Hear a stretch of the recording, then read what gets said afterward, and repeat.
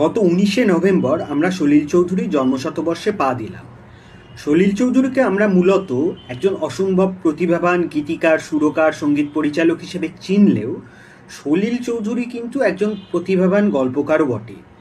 বিমল রায়ের বিখ্যাত ছবি দো বিঘা জমিন, হিন্দি ছবি, সেই দো বিঘা জমিনটির গল্পকার কিন্তু সলিল চৌধুরী। পরবর্তীকালে অবশ্য বিমল রায়ের পরের বছরের ছবি বিরাজবহুতে সলিল চৌধুরী সঙ্গীত পরিচালক হিসেবেই কাজ করে। কিন্তু দো বিঘা জমিনটি সলিল চৌধুরীর রিক্সাওয়ালা গল্প অবলম্বনে বানানো হয়েছিল।